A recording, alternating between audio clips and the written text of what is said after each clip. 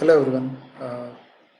In this session, we are going to see the advantages and drawbacks of your linear search. Then we'll go for binary search. So there are two different kind of strategies are there. One is iterative mechanism and as well as recursive mechanism for your binary search to find an element from the group of elements. So we'll see one by one. First we'll go with iterative and then we'll go for recursive representations. Before going to the binary search, we'll try to find the advantages and drawbacks of your linear search.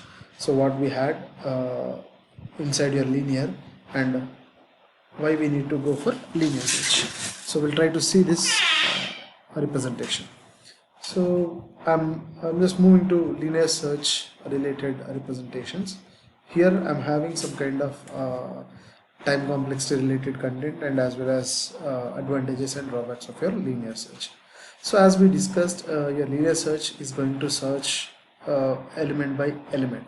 First it will pick an element and then next element, like this. It is going to do the comparison with the searching element until you are going to find the element.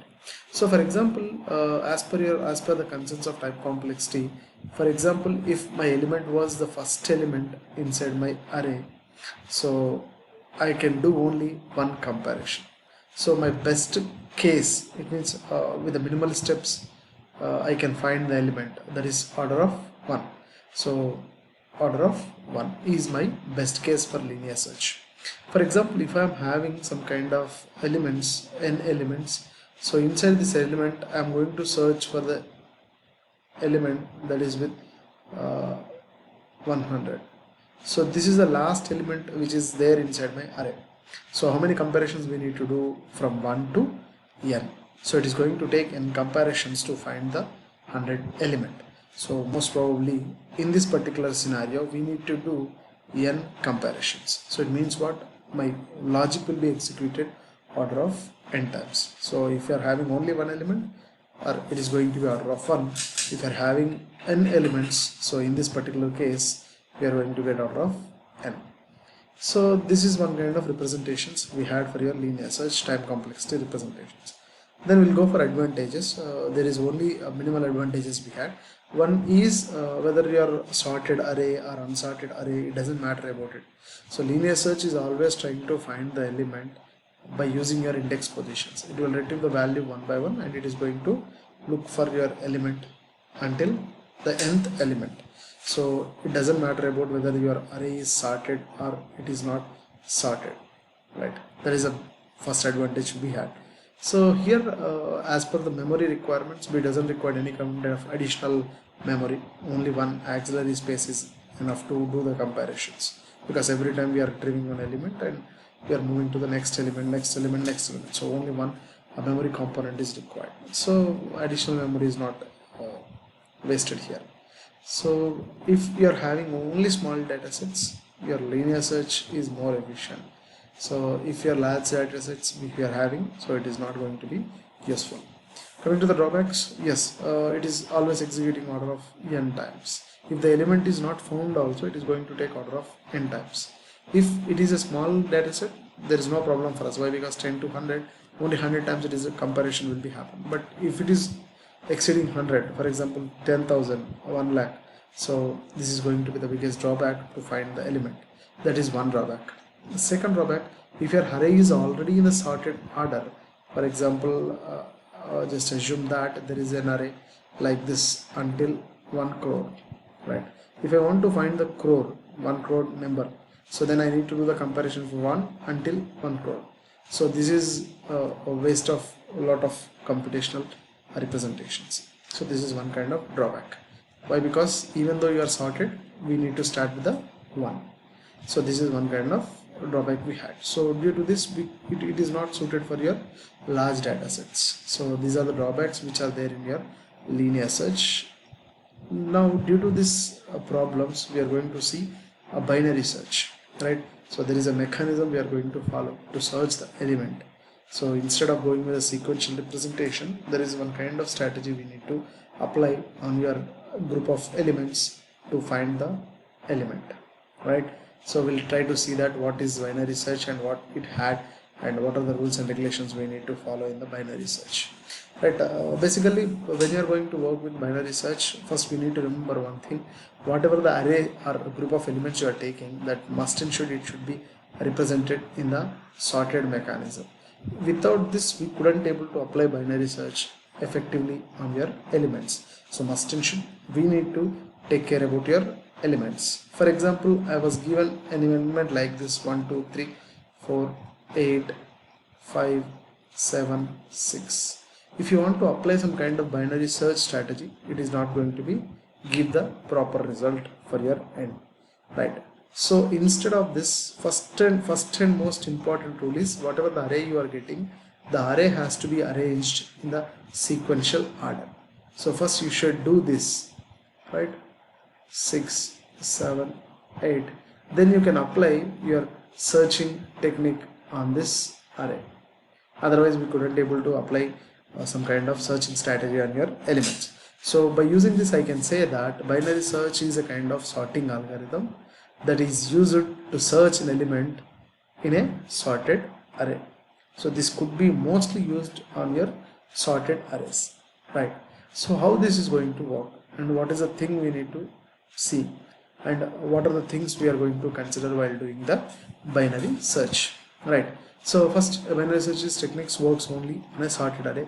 As we discussed, an array must be sorted to apply the binary search on a particular array.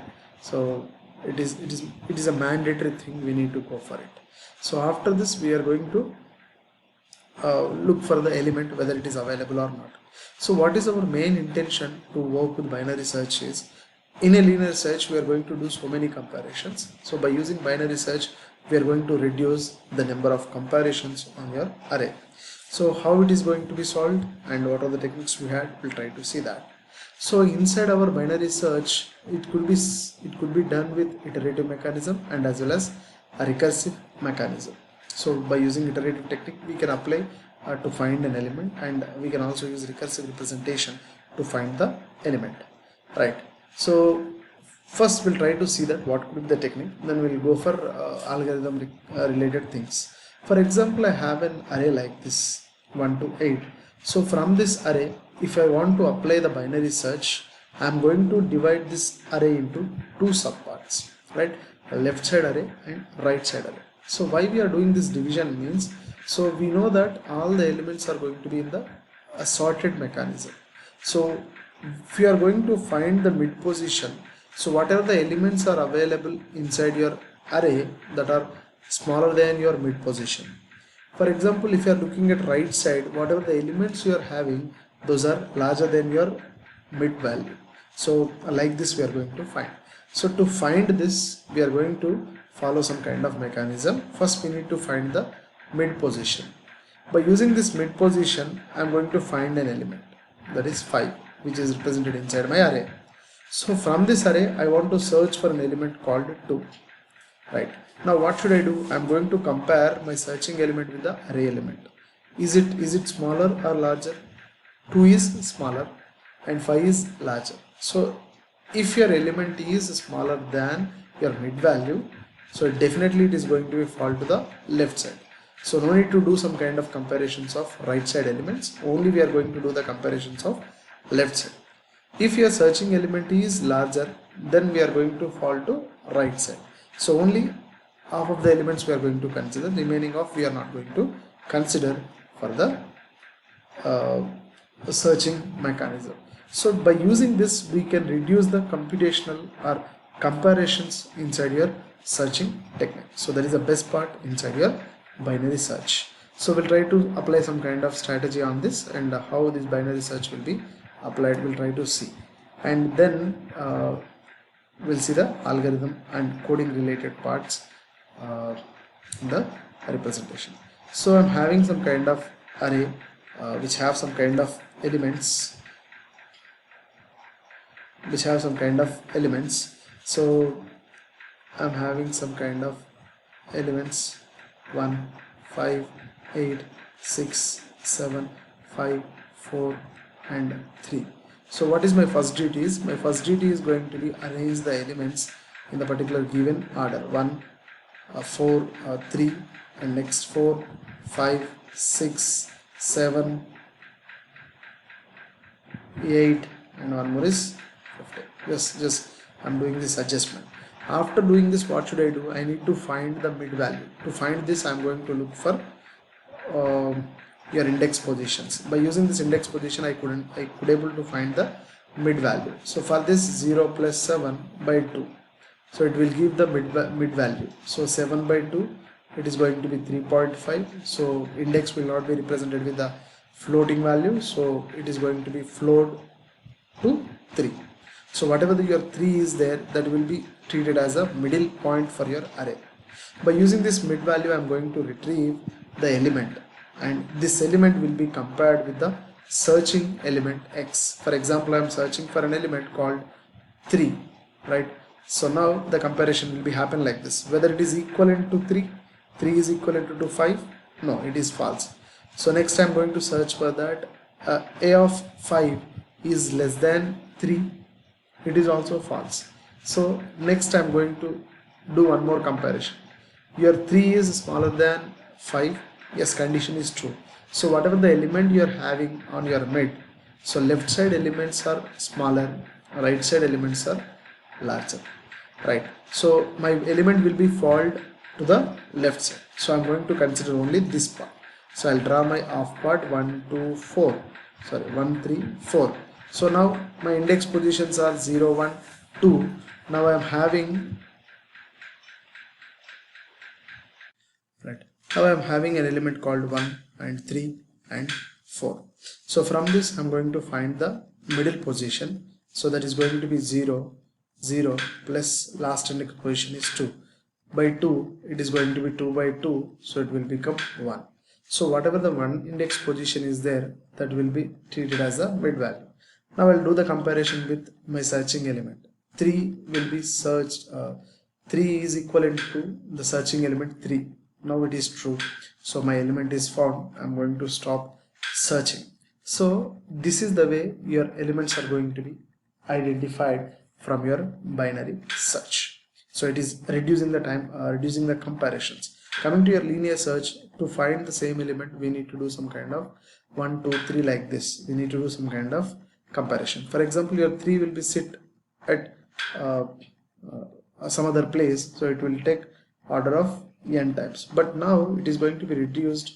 Your time complexities will be half of the portion. So n by 2 elements will be considered for your next representation. If it is not true, your n by 2 elements are going to be considered for your element identification. So this is the way your binary search will be happen. So we'll just try to look for your algorithm, just to understand there is some kind of representation we had. First, what we need to do, we need to find the mid position, and by using this mid position, we are going to find whether it is equivalent to the searching element or not. If it is true, we are found the element, we are going to stop the execution flow. If it is not equivalent, we'll check one more condition, whether your array of mid value is less than searching element. If that is true, your searching element is larger than your mid value, so automatically your search will be looking forward to your right side. So moving to the right side means what? We are finding the mid, and next element is what? Mid plus 1. So my I value will become mid plus 1. So from here I'm going to look for next elements. Next part is what? If the condition is false, even though your searching element is not smaller than your mid, so then we are going to look for left side. So how to go for left side? From 0th index to mid minus 1. So this procedure will be happen until I less than or equals to j.